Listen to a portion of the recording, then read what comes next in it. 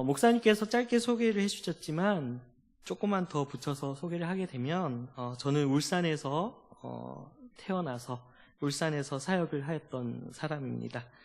울산에 아직 한 번도 안 가보셨죠, 그죠? 울산은 전혀 먼 곳이고 그런데 영호남의 화합이라는 그 큰 뜻을 이루시려는 그 하나님의 뜻을 따라서 전주에 살던 와이프와 결혼을 하게 되었고, 네. 네, 그래서 이렇게 지금 목사님께서 설명해 주신 대로 지금 처가댁에 시집살이가 아닌 처가살이를 지금 하고 있습니다. 여기에 오게 된 것은 참 큰 은혜가 있었어요.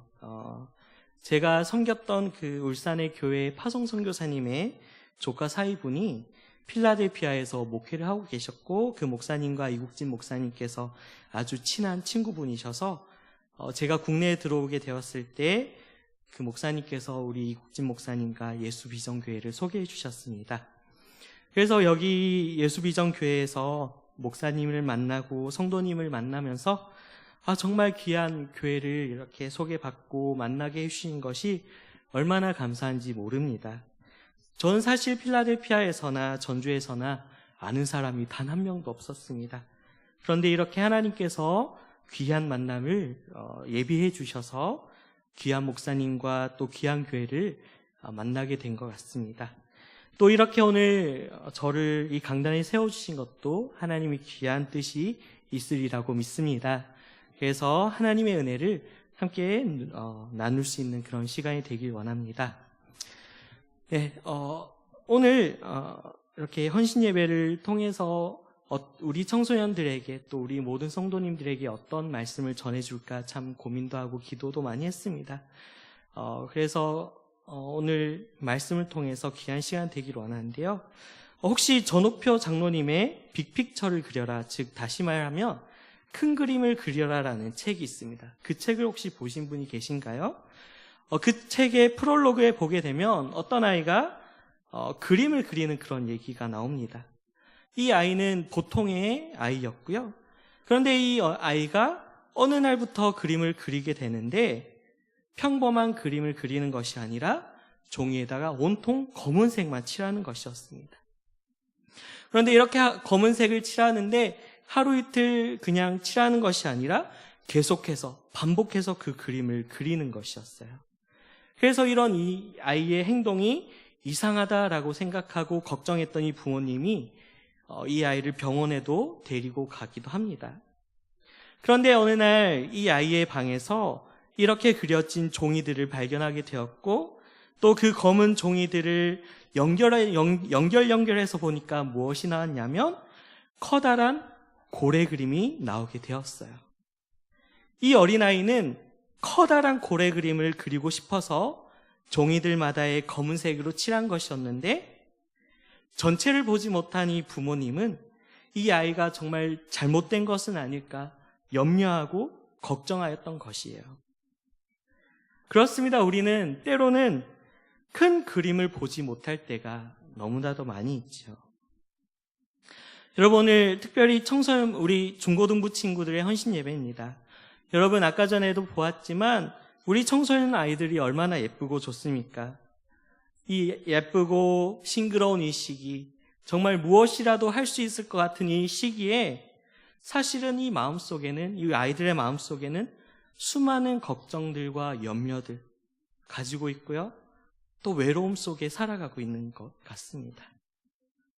앞으로 어떤 대학을 가야 될지 전혀 모르겠고, 더 나아가서 본질적으로 왜 공부를 해야 되는지 모르겠고, 어떻게 공부를 해야 될지도 모르겠고, 또 어떤 인생을 내가 살아가는 것이 정말 좋은 인생일까, 그것도 잘 모르는 시기가 어쩌면 이 중고등부 시기가 아닐까 생각하게 됩니다. 정말 염려와 고민들이 가득한 이 시기가 바로 이 청소년의 시기가 아닐까 생각해 보게 돼요. 그러나 여러분, 우리가 반드시 오늘 기억해야 될 것은 무엇이냐면, 하나님께서는 우리 한 사람 한 사람을 향하여서 큰 그림을 그리고 계시다라는 것입니다.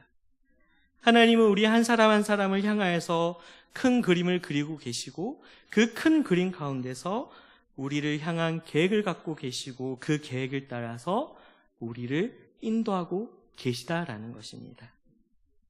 때로는 우리 앞날이 보이는 것 같지 않고 또 우리가 가고 있는 이 길이 어디로 가는 길인지 알 수 없고 이 길이 맞는가 아닌가라는 것조차도 알 수 없는 그런 시기가 많은 것 같지만 그러나 분명한 것은 하나님께서 큰 그림 가운데 우리를 인도하여 주고 계시다라는 것을 반드시 믿을 수 있길 바랍니다.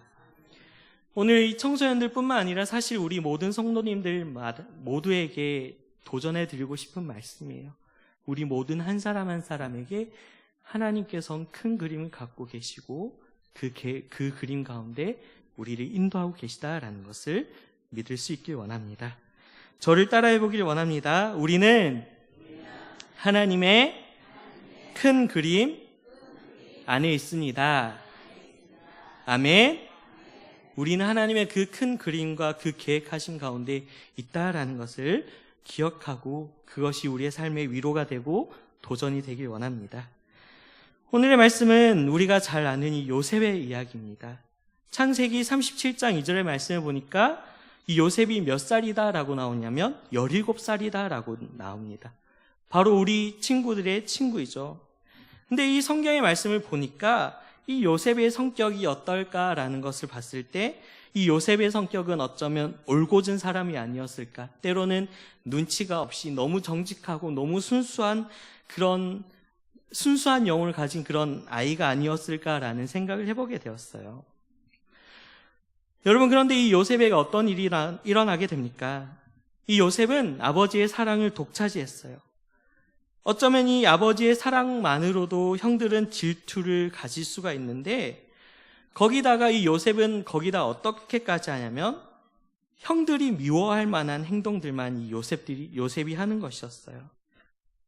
요셉은 형들과 함께 양을 칠 때 형들이 잘못한 일들을 집에 가서 아버지에게 잘 일렀습니다. 이거를 어떤 말로 요즘의 걸로 어떻게 이렇게 보게 되면 학교 친구들 중에 이런 친구가 혹시 한두 명 정도 있을 것 같아요. 우리 친구들 중에 숙제를 아무도 안 해갔는데 아무도 안 해갔어요. 그런데 선생님도 그걸 새까맣게 잊어가지고 그냥 지나가려고 하는데 어떤 친구가 손을 들고 얘기를 해요. 선생님 어제 숙제 있었는데요? 라고 얘기를 하는 거예요.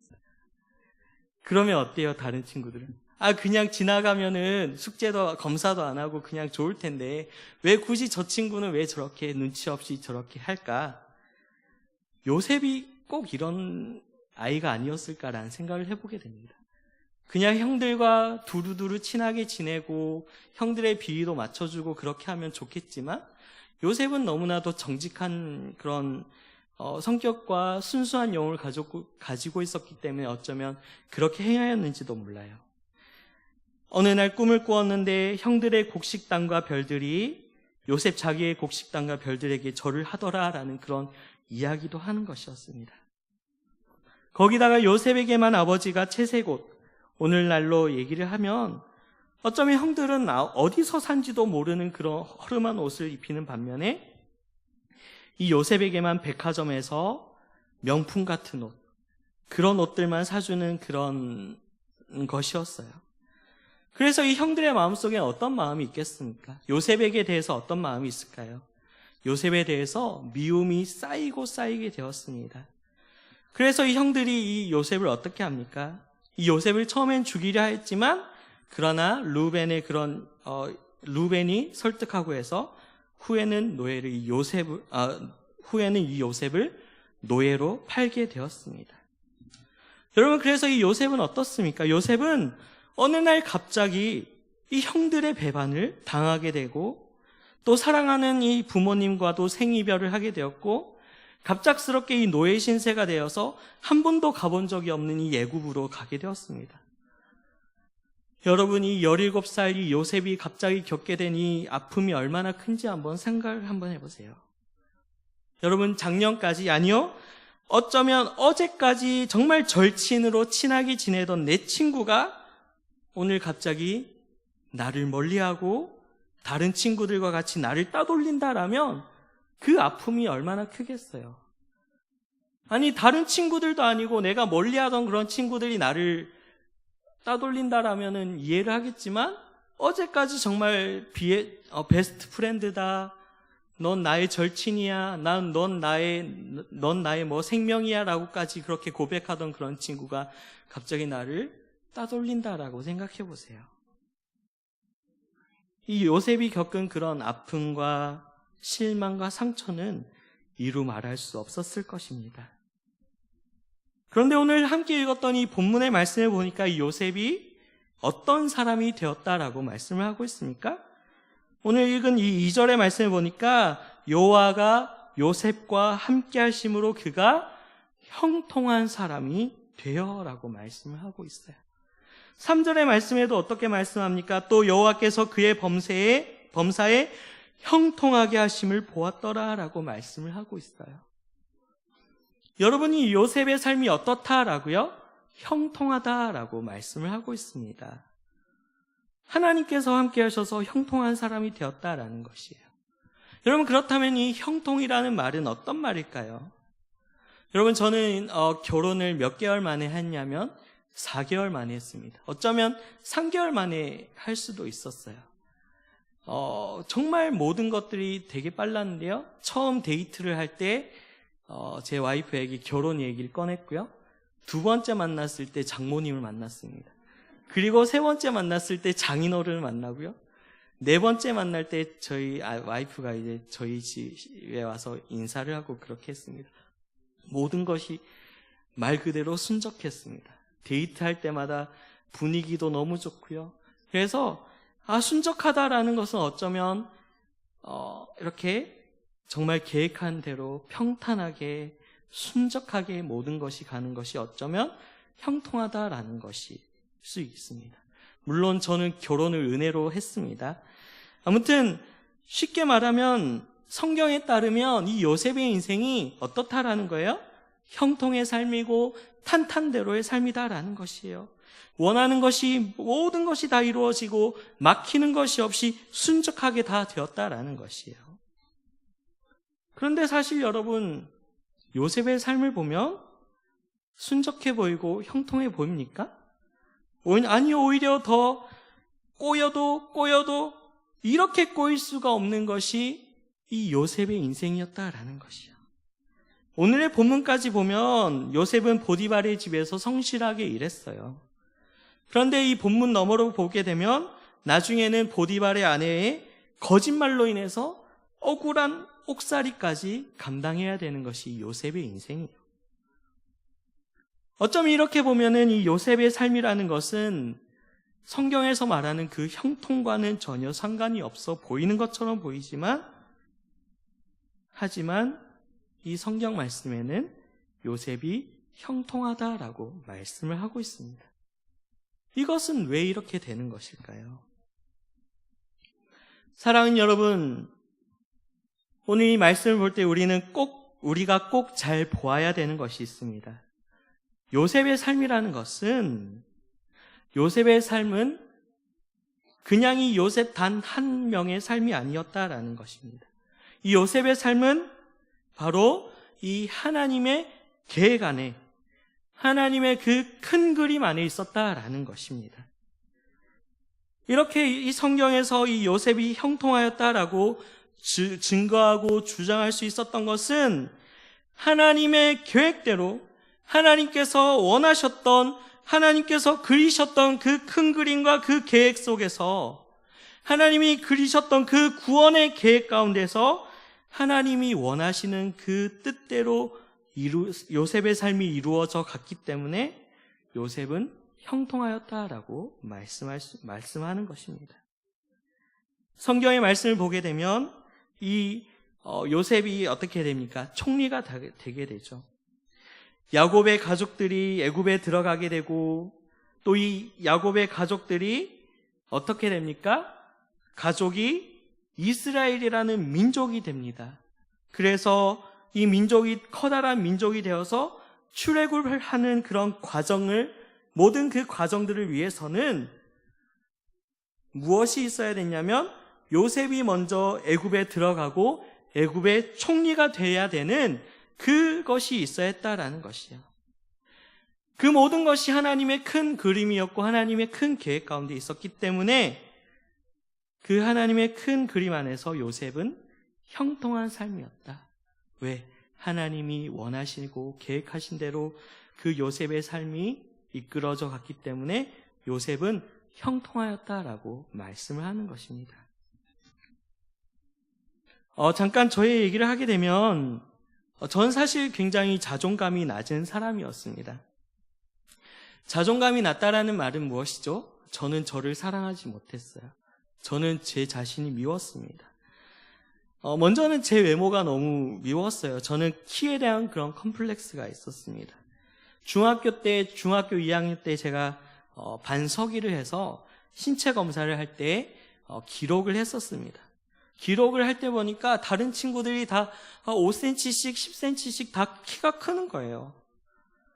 정말 많이 컸네. 이 친구 작년보다 엄청 많이 컸구나라고 하면서 쓰고 있었고, 저도 역시 기대가 되는 것이요.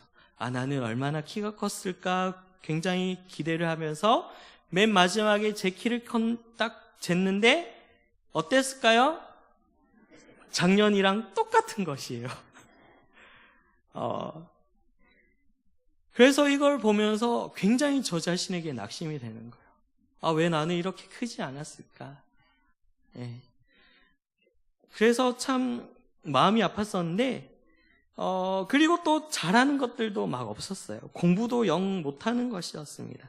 제가 수능 시험을 칠 때 그때는 수학 점수가 총점이 80점이었어요. 근데 제 수능 시험 점수가 몇 점이었냐면 34점인가 37점이었습니다. 반도 못했습니다. 예, 그만큼 수학과는 너무나도 거리가 멀었어요. 지금도 수학은 너무 싫어요. 대학교를 가서도 역시 마찬가지였습니다. 여러분 요즘에 아싸라는 말을 아시나요? 우리 청소년 친구들은 다 아는 그 말인데 아웃사이더라는 말인데 이 아웃사이더는 그러니까 인사이더 막 친구들이 많은 그런 대학교 친구들이 있어요. 그런데 그와 반대로 친구들과 어울리지 못하는 그런 친구들 아웃사이더라고 하는데 아무튼 저 역시도 그런 아싸의 대표적인 인물이었던 것 같습니다.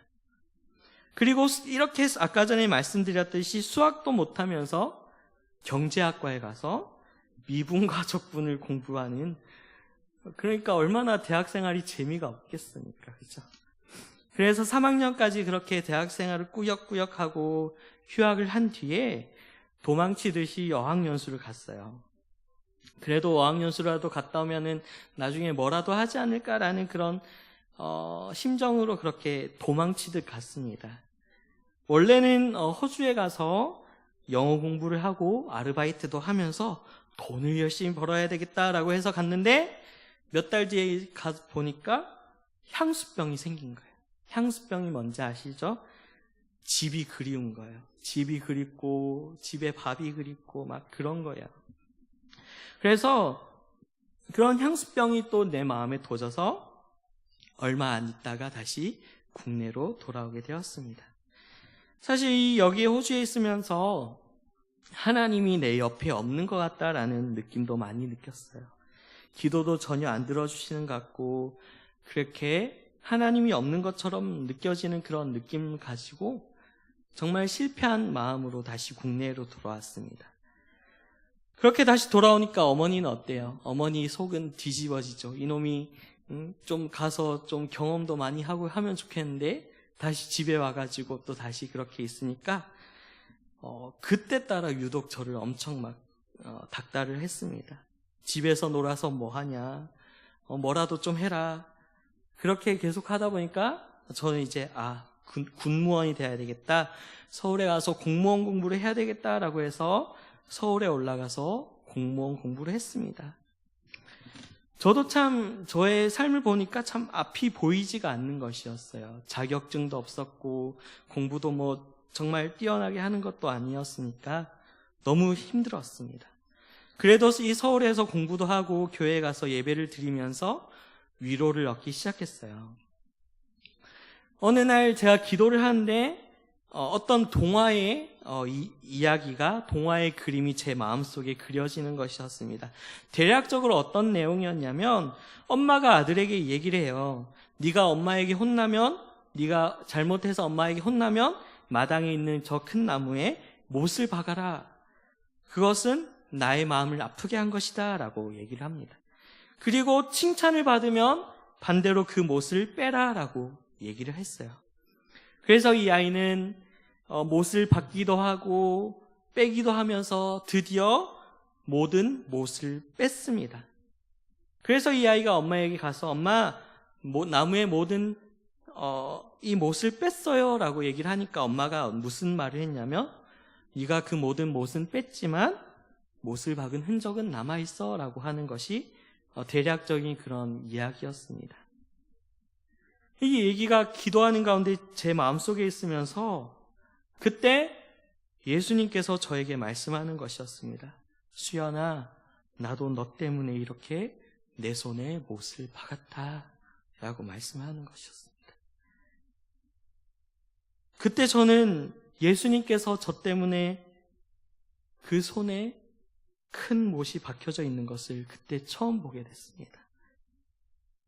나의 죄 때문에 그 고통을 당하신 그 예수님의 그 모습 때문에 얼마나 눈물이 많이 나는지 모릅니다. 그러면서 예수님께서 무엇이라고 말씀했냐면 수연아, 내가 이렇게 나의 손에 못을 박을 만큼 너를 사랑한다 라고 말씀하는 것이었어요. 여러분, 저는 이 이전까지는 아무도 저를 사랑해 주지 않는다라고 생각했어요. 혼자였다라고 생각했고 외롭다라고 생각했고 아무도 저를 사랑하지 않는다라고 생각을 했는데, 그런데 이제 제가 변하게 된 것이었습니다. 나를 사랑하는 분이 있다라는 것이에요. 예수님이 저를 사랑한다라고 말씀을 하셨습니다. 여러분, 그 예수님의 사랑을 경험하고 나서 그 이후로의 저의 삶은 완전히 변하기 시작했습니다. 여러분, 친구들 중에 연애를 하고 또 좋아하는 여자친구가 생기게 되고 남자친구가 생기게 되고 그 친구들과 함께 이렇게 썸을 타고 좋아하다 보면 어때요? 행복하고 기쁘죠. 그런데 예수님을 만나고 하나님의 그 사랑을 경험하고 나니까 그 어떤 그런 기쁨과 설렘보다 더 큰 것이었습니다. 그때부터 저는 저를 미워하지 않게 되었습니다. 나는 하나님의 사랑받는 사람이야. 나를 하나님이 정말 사랑하셔서 목숨까지 다 아끼지 않고 십자가에 달리기까지 나를 사랑하셨어라는 그런 하나님의 그 은혜가 제 마음을 기쁘게 하고 너무나도 행복하게 되었습니다. 저의 삶의 상황은 전혀 변하지 않았지만 그러나 저의 부족함에 대해서 전혀 실망하지 않았습니다. 그렇게 예수님을 만나게 되었고 저는 다시 대학교 4학년 복학을 했어요. 이 말은 뭐냐면 공무원 공부도 제대로 못했다라는 것입니다. 그런데 이제 학교를 다니는데 마음이 뜨거운 것이었어요. 제 마음에 어떤 마음이 있냐면 하나님이 정말 나를 행복하게 해준다라는 걸 깨달았는데 그렇다면 내가 내 삶을 살아가면서 내가 가장 행복하게 살 수 있는 방법은 무엇일까? 하나님을 만나니까 이렇게 행복하니까 앞으로도 쭉 행복하려면 하나님을 위해서 살아야 되겠다라는 그런 마음이 생기게 된 것이었습니다. 그래서 그렇게 4학년 때 하나님 앞에 그런 마음을 가지게 되었고 마음이 뜨겁다 보니까 결국은 어떻게 됐냐면 부모님과 교회 목사님에게 제가 목회자의 길을 가겠습니다라고 그렇게 고백을 하게 되었습니다. 이 스토리는 또 너무 길기 때문에 생략을 하고 그래서 그렇게 신대원을 가야 되겠다라고 마음을 먹었던 것이 4학년 8월이었습니다. 정확히 보면. 그런데 그때 신대원 시험이 몇 월에 있었냐면 11월에 있는 것이었어요. 그때 저희 청년부 담당 목사님이 한 번에 합격하는 것을 목표로 해서 열심히 공부해라라고 하는 것이었어요. 저는 아무것도 모른 채 네 알겠어요라고 얘기를 하고, 또 그때 당시에 시험 치고 지원하고 그런 돈들도 너무 많이 들어서 한 번에 합격해야 되겠다라고 마음을 먹었습니다. 그래서 3개월 만에 저는 영어 탭스 시험을 준비하고 한국어 능력 시험을 준비하고 성경고사도 준비해야 됐습니다. 그런데 사실 저는 전혀 준비된 것이 없었어요. 그런데다가 여기 신대원의 합격은 서울대 합격보다 더 힘들다라는 그런 말이 있을 정도로 힘든 말이었어요. 그 당시에 같이 준비를 하던 분들도 3번 도전한 뒤에 붙고, 저의 같은 또래 친구도 거의 비슷하게 그렇게 몇 번을 낙방을 했었습니다. 그런데 저는 어떻게 되었을까요? 신대원에 합격을 했습니다. 아멘. 네, 박수. 네. 너무 신기한 것이었어. 사실 저는 늘 실패만 하던 사람이었습니다. 저는 심지어 어떤 사람이었냐면 100% 합격한다는 그 국가 시험, 운전면허 시험 있죠? 운전면허 필기 시험도 2번이나 떨어졌던 사람입니다. 한 번은 점수가 모자라서 떨어졌고, 2번째는 신분증을 안 가져가서 떨어졌었습니다. 그렇게 대학 때 증권 자격증과 또 공무원 시험 등 모든 시험들 다 떨어졌었어요.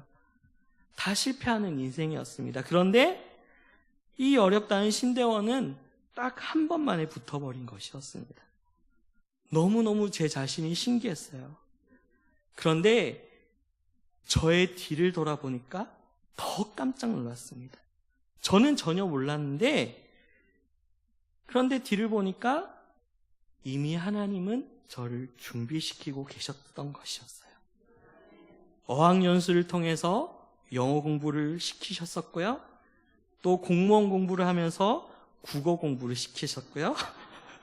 또 서울에 있으면서 그때 처음으로 일독을 하고 싶다라는, 성경 일독을 하고 싶다는 마음이 생기는 거예요.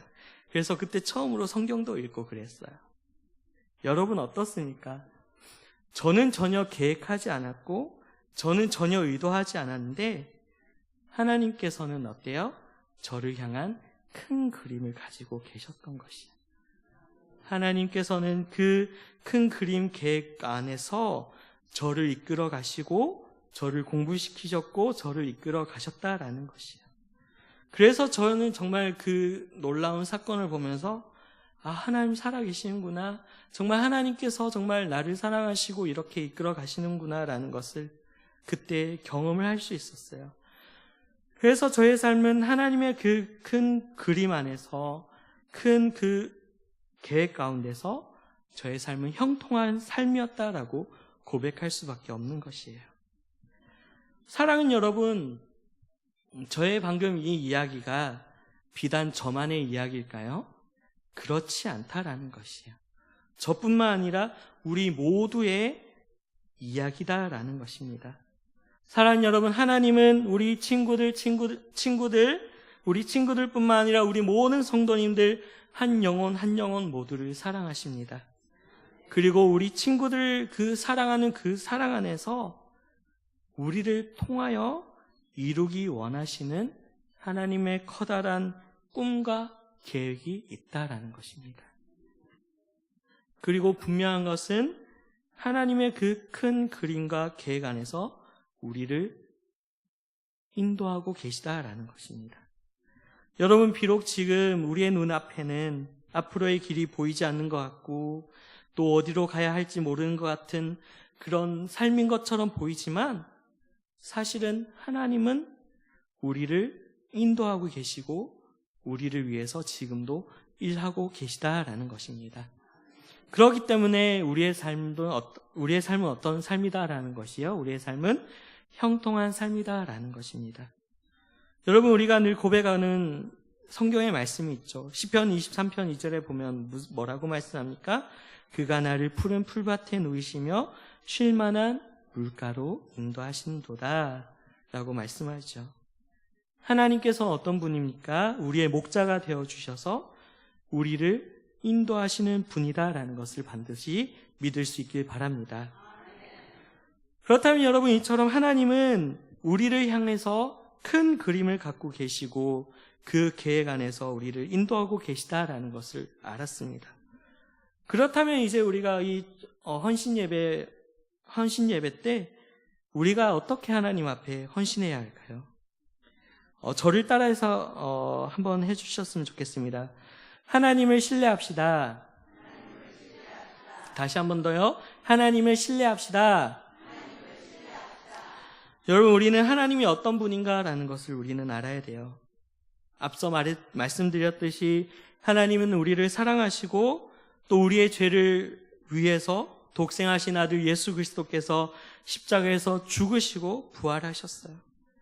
하나님은 이처럼 우리를 예수님은 우리를 위해서 이렇게 죽기까지 사랑하시고 또한 그 사랑을 함께 나누기를 원하시는 것입니다. 하나님이 우리를 사랑하고 또 우리 역시도 그분께 그 사랑의 마음을 드릴 수 있어야 하는 것이에요. 이처럼 우리는 하나님의 신실한 그 사랑을 받는 사람이다라는 것을 기억해야 돼요. 그렇기 때문에 우리가 어떤 상황에 있다 할지라도 때로는 마음에 낙심이 되고 때로는 앞이 보이지 않는 것처럼 보이는 그때가 된다 할지라도 여전히 우리의 마음속에 어때야 돼요? 하나님이 나를 사랑하시고 또 나의 삶을 향한 계획이 있다라는 것을 늘 신뢰할 수 있어야 하는 것이에요. 그것이 바로 믿음이다라는 것입니다. 제가 참 좋아하는 말씀이 있어요. 이사야서 41장 10절의 말씀인데요. 제가 읽어드리겠습니다. 두려워하지 말라. 내가 너와 함께함이라. 놀라지 말라. 나는 내 하나님이 됨이라. 내가 너를 굳세게 하리라. 참으로 너를 도와주리라. 참으로 나의 의로운 오른손으로 너를 붙들리라 라고 말씀합니다. 여러분, 이 이사야 41장 10절의 말씀을 가지고 우리가 도전하며 나아가기를 원합니다. 때로는 힘들고 어렵다 할지라도 하나님이 나의 하나님이 되신다라는 것입니다. 능력의 하나님, 구원의 하나님, 그 하나님께서 나의 하나님이 되셔서 나를 도와주시고 나를 붙들어 주신다라는 것입니다. 여러분, 아까 전에 그런 저의 말씀도 고백을 했지만 사실은 제 힘으로 할 수 있는 것은 아무것도 없었습니다. 아까 전에 말씀드렸듯이 결혼 역시도 하나님의 은혜로 모든 것이 되었었고요. 지금 아이들 둘이 있는데 둘 다 너무 예뻐요. 그런데 이 아이들을 보면서 제가 늘 어떤 생각을 가지냐면 하나님, 이건 정말 기적입니다. 이렇게 말씀. 하나님, 이건 정말 기적이에요. 어떻게 저의 유전자를 통해서 이렇게 예쁜 아이들이 태어날 수 있죠? 라고 하면서 이것은 정말 하나님의 놀라운 기적이고 은혜입니다. 라고 고백할 수밖에 없더라고요. 여러분, 우리가 막 우리의 힘을 가지고 발버둥을 치고 막 우리의 힘으로 이끌고 나가려고 하면 사실은 아무것도 할 수 없어요. 하지만 하나님은 할 수 있습니다.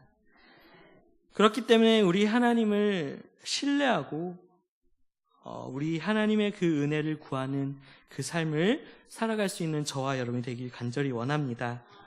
그리고 둘째로 마지막으로요. 자, 같이 따라합시다. 하나님의 큰 꿈을 가지자. 한 번만 더요. 하나님의 큰 꿈을 가지자. 우리 청소년 친구들보다 우리 성도님들이 더 열심히 잘 따라해 주시는. 예, 맞습니다. 여러분, 사실은 여러분 우리 모두에게 다 되는 말씀이에요. 이전까지의 삶은 전반전의 삶이었다라면 이제부터는 후반전의 삶이 시작이 되는 것이에요. 그래서 저와 여러분 모두가 하나님의 큰 꿈을 가지고 나아가야 됩니다. 여러분, 하나님은 우리를 향해서 어떤 꿈을 가지고 계시냐면 하나님께서 우리를 향해 우리가 어떤 삶을 살기를 원하냐면 하나님의 선한 영향을 끼치는 삶을 살기를 원하세요. 무엇이라고요? 선한 영향을 끼치는 사람이 되는 것이 바로 우리를 향한 하나님의 계획입니다.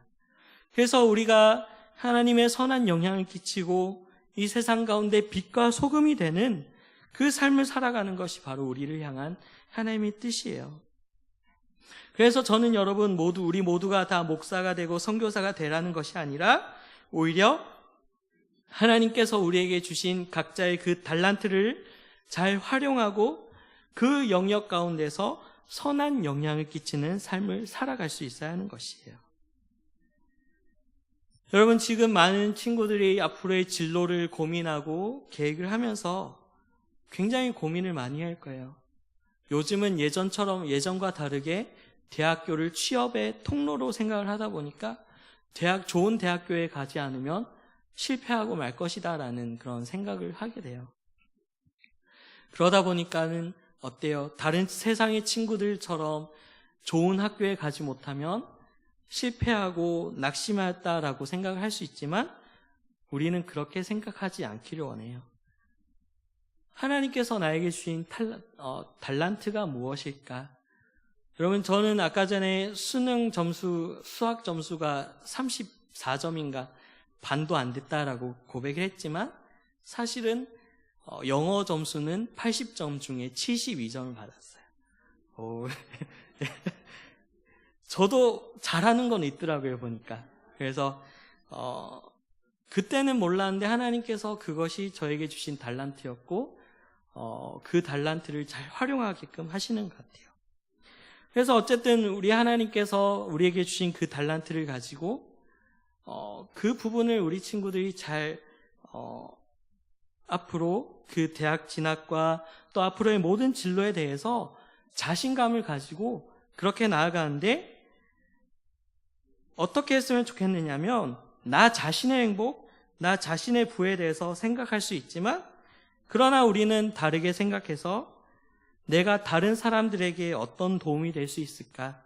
하나님께서 주신 이 달란트를 가지고 하나님의 어떤 선한 영향을 끼치는 삶을 살 수 있을까라고 고민을 해보면 좋겠어요. 그래서 하나님께서 나에게 원하시는 그 뜻이 무엇일까? 내가 이 세상을 어떻게 하면 변화시킬 수 있을까?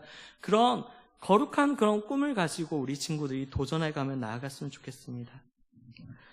여러분, 그리고 또